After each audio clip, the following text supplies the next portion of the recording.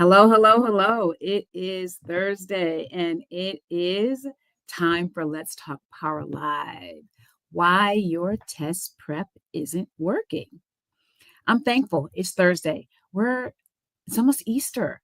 I celebrate Easter and I'm thankful for this week and what it means in the Christian calendar. So I'm really excited to be here.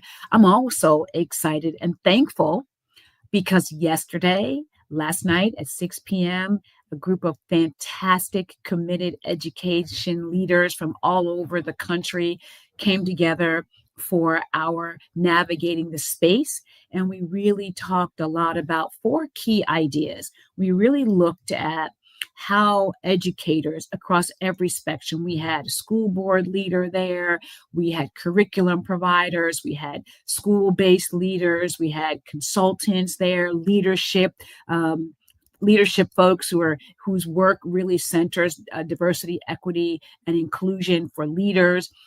That entire spectrum of people came together and we talked about what's going to happen or what educators and schools can do. When I say schools, I mean systems. I mean from the state on down to the classroom. What can they do if any of the proposed changes to the Department of Education take effect? We focus specifically on funding. We focused on service continuity. We also focused on communication and we focused on strategy.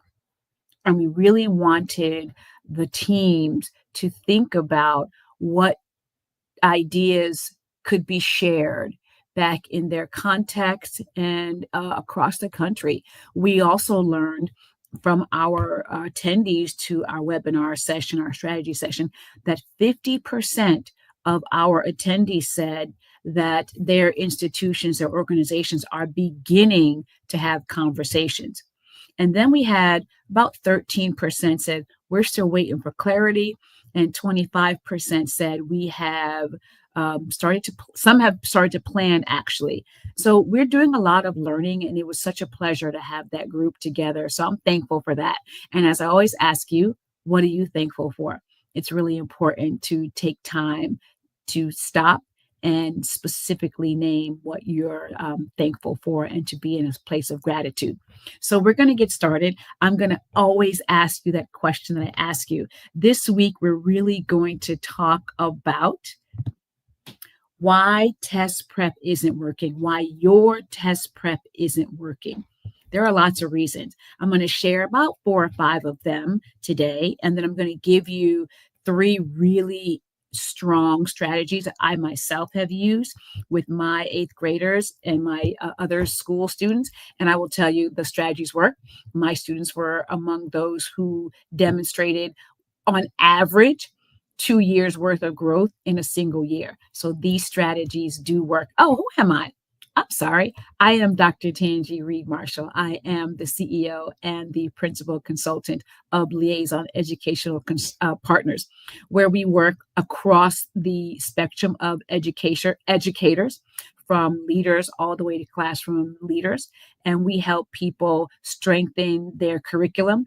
We help them align instruction and we help them create cultures that ensure every student gets the excellent education they deserve. That is what we do. Let me keep going. Oh, yeah, by the way, if you have not subscribed to this YouTube channel, please go ahead and subscribe. Also, hit the like button. Also, share it with someone else. We are building our following, we are building our audience, and would love to have you be part of our Let's Talk Power family. So do those 3 things. Now we're ready to talk about why your test prep isn't working. But first, you know my question. Do you have your book? Let me go ahead and put that up here for you. Oh, that's the tool. Let's get the book up. Oh, let's get the book. Where's the book? I don't know. We'll find the book. Anywho, do you have your book? Make sure that you are getting your book. This is the instructional power book that I have written. Came out, oh my gosh, 3 years ago. I can't believe it. Anyway, get your copy of the book. This book is a game changer. It's going to help you really think critically about understanding your instructional power and how it shapes your use of your power, shapes the dynamics in your classrooms, in your buildings, in your districts, in your states. Any team that you're a part of, I promise you, there are power dynamics at work, and you're going to need to know how to navigate them. This book will help you do that. All right. So let's recap. What did we talk about last week? Last week, we talked about the fact that power is not control, that power is influence. And we have to really deeply understand our own power triggers, our own power centers, and how we learned about power. And once we can do that, then we're able to navigate the way behaviors or the way we interpret behaviors. Really, it's how we interpret another's behavior and what it triggers in us relative to how we understand power and how we understand authority. And so we know that being really powerful is about influence. And so that's what we talked about last week. And we talked about testing season. This is testing season. My daughter just told me they are on spring break, and 3 weeks ago, before they even went on spring break, she was getting information about what to do with her kindergartner, with my 5-year-old grandson, because Dibbles is coming up right after they get back from spring break. So we are in the throes of spring break.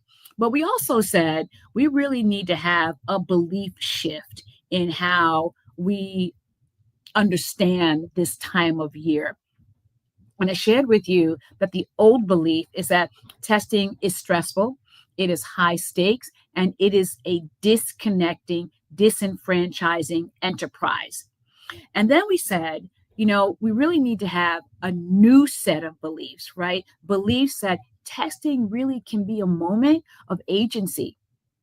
It can be a moment of reflection, and it can be a moment of ownership. And so those are the ways that we really need to rethink assessment. And here's one thing I share, and I will tell you the truth.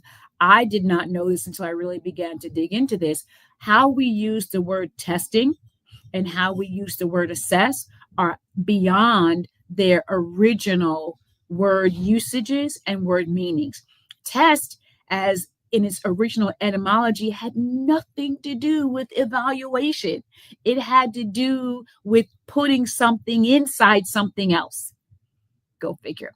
And assess really was about coming alongside or sitting beside, and assess was about learning. Imagine what would happen if we used assess according to its original roots. I think things would change. And we said that, there has to be this movement from disenfranchising learning or disenfranchising assessment and disenfranchising testing to a way to move towards learning agency. We continue to talk about students being at the center, and we continue to talk about student agency. And as we talk about those things, our actions say the opposite. Our actions demonstrate that we do not always put students at the center. And one of the ways that we don't do that is during this time of testing. But there are ways for us to move towards a more agency-centered approach as opposed to the approach that we're using right now. So why isn't your test prep working? Well, here's some reasons. Number one, it elevates cortisol and not confidence. Testing is the way we do it is a drill heavy, high pressure prep activities. They increase stress. And if you know anything about the brain and how cortisol works in the brain, small amounts of cortisol are necessary. Large amounts of cortisol, counteractive. They shut down the brain's ability to process information, and they flood harmful hormones through the body. It disrupts thinking, and it puts us in a constant state of flight or fright. The brain's number one job is to keep us alive. And if testing is seen or felt in a student's mind that it is harmful to them and it is damaging to them and it's going to put them in a negative state, the brain will do its job. And the brain is going to shut down the student's ability to think freely and even make wise decisions. They'll make mistakes when they normally would not. So that's the reason. It elevates the cortisol. That's one reason. The next reason, it prioritizes performance over process. We focus on the end result. What did you get right? What did you get wrong? What did you do this? Right? When the goal is just score better, students miss out on learning. They're not learning, they're figuring out what the score is, and they're going to take the shortest route to that possible. And again, it's going to connect to that cortisol. The problem is it focuses on getting just the right answer. And the impact is that students who need strategy development, they're not going to get it. They're not going to be able to dig into some of the metacognitive functions that they need in order to slow the brain down just a little bit and get into thinking, get into what can they really do well, what skills do they really have. So that's another reason why it's not working. Another reason why, it is decontextualized. It is separated from their daily routine and their daily instruction. Consistency is what builds confidence, and discontent is going to breed doubt. I'll say it again. Consistency builds confidence, and disconnect breeds doubt. This decontextualized, disconnected way of sitting in those rows and then taking that test that they know could be a make or break for them, right? It often introduces new formats, right? The pacing of it, the consistent delivery style, it's very different. So what the student will lean into is they'll be leaning into the style and the context of assessing, of testing them, as opposed to what they're normally used to, which might be a more free-flowing environment. And so that's really important to consider, is what environment do you put young people into when you are using these formats? And I told you last week, we had the whole shut the school down, do the mock testing, do the whole take the buckets, count the tools, put the kids back in rows, do all of the things that are meant to mimic the actual assessment. And that in and of itself is not bad, because that can also be part of the ramping down or lowering the threat, right? So whatever can be done to lower the threat level of high stakes assessments are really important. So those mock assessments are not bad in and of themselves. What happens with them, though, is that they become their own version of a high stakes assessment, which can then create that overload in our system of the cortisol that is really coursing through our body. And literally, it is short circuiting what students are able to do. So when we think about the testing environment, let's think about how to lower the contextual threat, right? That's another reason. It reinforces deficit narratives because the repetition doesn't undo it. The reflection does, right? Giving students the opportunity to be metacognitive, giving them the opportunity to think deeply about, why am I making the mistake I'm making? What kind of mistake am I making, right? And so you want to be able to look at the context, look at the deficit narratives that might be inadvertently coming through. Again, if what young people are being asked to do is focus only on what they did wrong, what answer did you get wrong? And we're always looking at, well, let's go back and, give them, scaffold them, let's tutor them, let's help them. And we pull out the very small pieces of a question that they may have gotten incorrect. So let's be thinking clearly about how it is we are supporting young people when they do make a mistake on these kinds of assessments. We can do better than just focusing on, I got this wrong, I got this wrong, I got this wrong, and then marshaling them through assessment boot camps when all of the kids who got compare and contrast wrong go in one room, and all the kids who got cause and effect questions wrong go in another room, and we drill them to death on just those two things. Number one, that isn't how reading works. The reading brain is a very complex web of context and skill and information of all the things, right? The brain is a web. Well, I digress.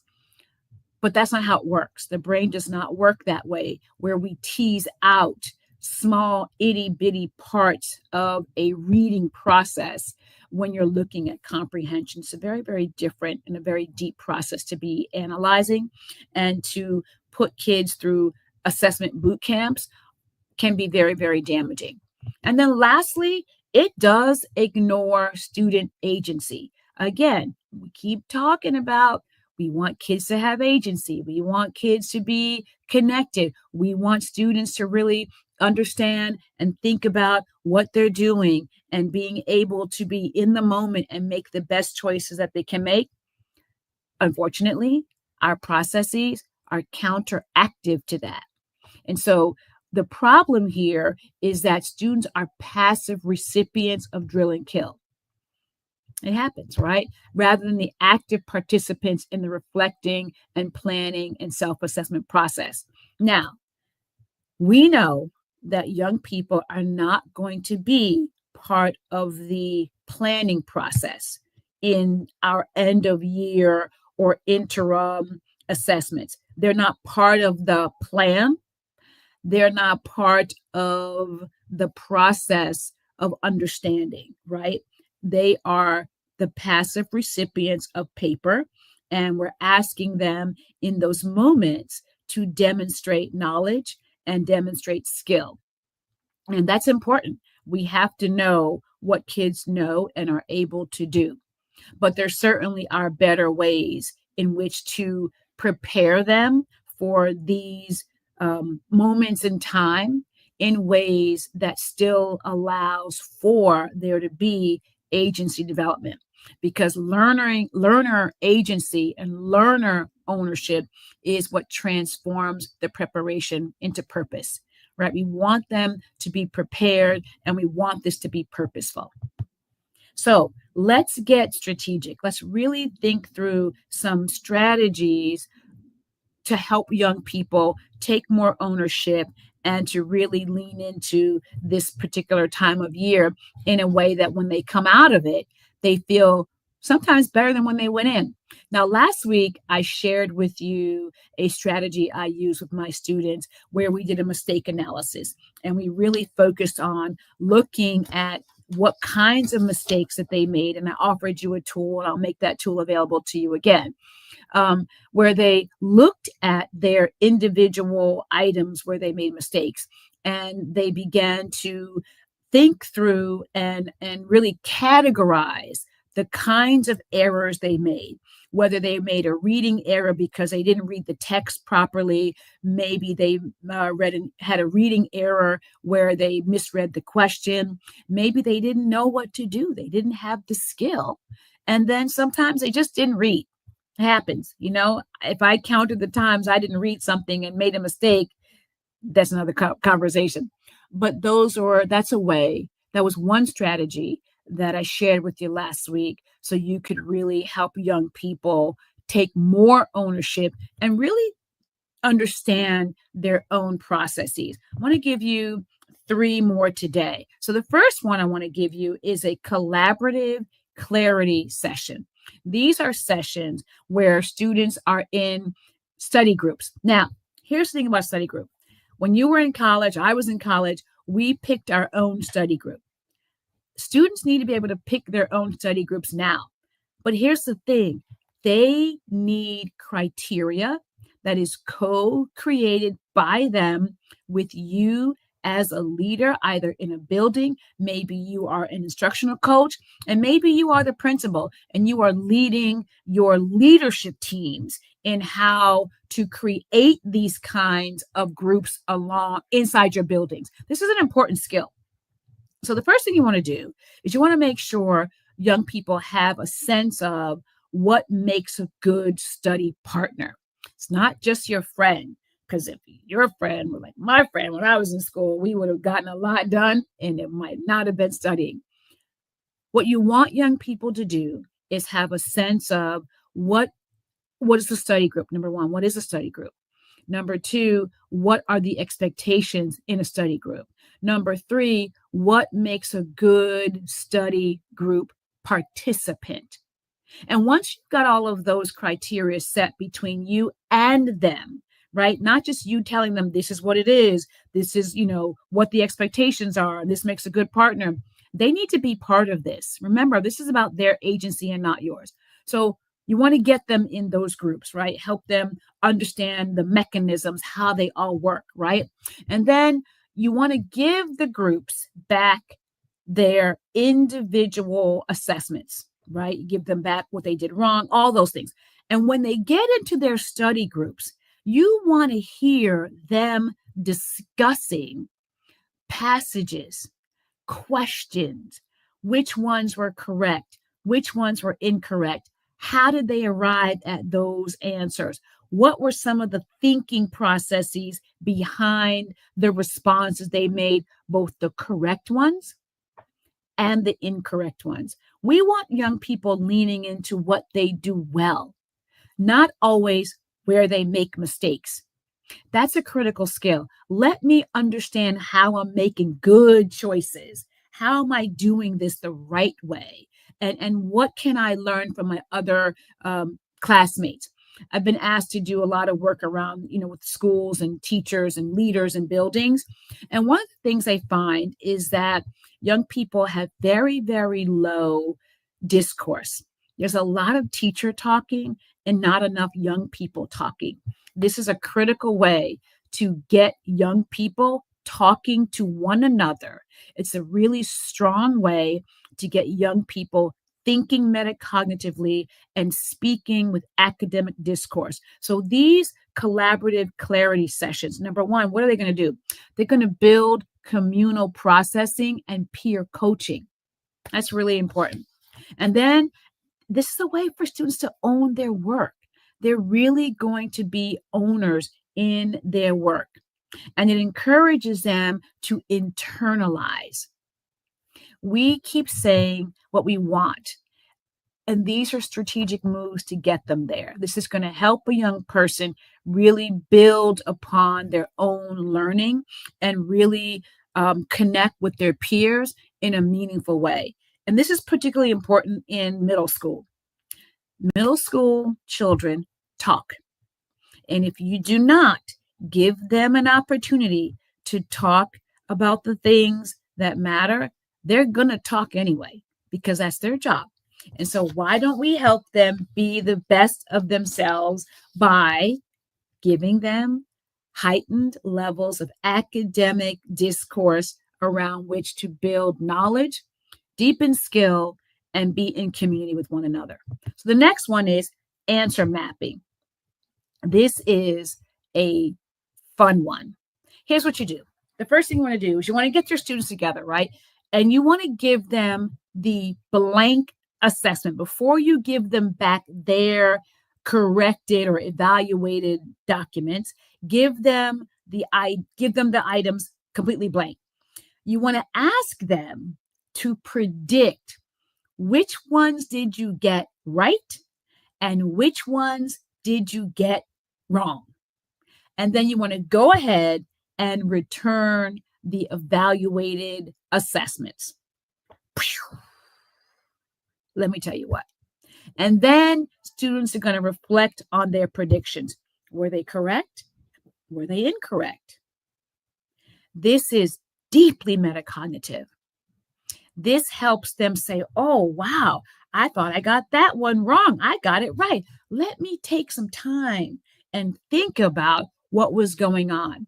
Let me go back into the passage. Let me come out of the passage.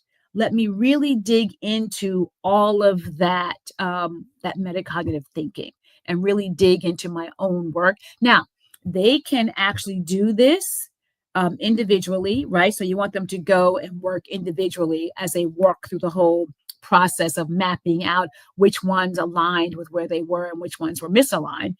But then once they do the individual work, go ahead and put them back in groups. Put them in their study groups. Put them in pairs. Help them think through and be in community. Being in community is critical. Community is critical. Strategy is strength. This right here is strategic work, and it is going to build their strength. It's going to build their confidence. It's going to put them in a wonderful mindset because this is real ownership, right? So, what does this do? This one boosts their metacognition and deepens their understanding of content and the testing behavior, right? It reinforces their self awareness and their assessment skill. And then finally, like I said, it can be done individually and collaboratively. You can do it both ways. I would recommend you do it both ways. These are another process to really build the agency. The one thing we want young people to do during this time is to lower the threat level and heighten their confidence. They have been learning all school year. We want this to be another form of learning. It is going to be stressful, 100%. Anytime you're going to be assessed on something, it is stressful. It just doesn't have to be disenfranchising. It can be agency building. It can be empowering. So the last strategy is room rehearsals with a twist. So this is what we do when we have the mock testing, we shut the school down, we go through a whole day. I wanted to do it with a little bit of a twist. So you go ahead and you administer the mock assessment as usual. And then you're going to have students reflect only on their correct responses. This is going to help those kids who do well, who go into the assessment doing well, because their tendency, I'll tell you what it is. Their tendency is, if I did well here, I'm going to do well. And they don't tend to think about why they're doing well. And so we want to give that population of students the opportunity to slow it down. What did you do right? Why were you able to perform so well? What did you do? And then have them develop coaching cards that they can share or they can keep. This way, it's really going to, again, it's going to build community. It is going to strengthen their stress levels. No, backwards. It's going to reduce their stress levels, and it's going to help them see themselves as accomplished, right? It's going to reduce that anxiety, and it's going to build procedural confidence. We want them to slow it down. The brain is going to be moving. They're going to be anxious because of the atmosphere is going to shift. But we really want them to be thinking critically and strategically. These are all preparation processes. I've been saying lately that preparation equals power and strategy equals strength, and community is critical. When we put these three together, we have all of that. It really is going to encourage this internalization of the process and the pacing. So what do we do today? We talked about 3 strategies for assessment agency. Number 1, those collective clarity sessions. Get those young people in sessions for clarity, help them build understanding about how to create strong, effective study groups. Get them talking to each other. How did you do? How did you do? What did you learn? What questions did you get right? What were you thinking? help them really build a strong study session. And it's going to help them when they get to college. Number two, or wherever they work. Maybe they're not going to go to a 4-year college. Maybe they'll go right into a work setting. They still got to be collaborative. So use this as an opportunity to do that. And then we talked about answer mapping out your answers, predicting where they were right or wrong on blank ones, give them back their corrected ones and see what the predictions were. Again, building that agency, thinking it through, being metacognitive, and then the rehearsal rooms with a twist, making sure that they're able to focus on what they did right, slow down the thinking process, and then come up with some peer coaching cards. Those are your 3 strategies for this week. Like I said, I'm going to give you what we did last week. Let me get my tool.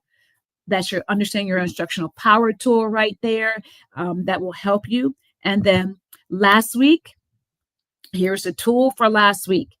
If you want that tool, you know how to get a hold of me. You can email me at info@liaisoneducationalpartners.org. You can go to our website. Here's our website information. You can go there and request information about what we do. You can learn about what we do. But these are the strategies that we had for last week. So again, there's the tool right there. You can get it through the QR code, or you can get it through this bit.ly link that's here right on the screen. And then if you want to go deeper, get the tool. I promise you, it's going to help you. You want to talk about some more strategies for assessment and making them more agency forward and less disenfranchising, go ahead and book a call with me. You can do that through the website, and you can also do it right there. There's another way. There's a QR code right there, and you can also use the bit.ly link. So we are done. Another session. Always a pleasure. Thank you for joining. Again, subscribe, go ahead and like, and number 3, share. And I will see you next week for another session of Let's Talk Power Live.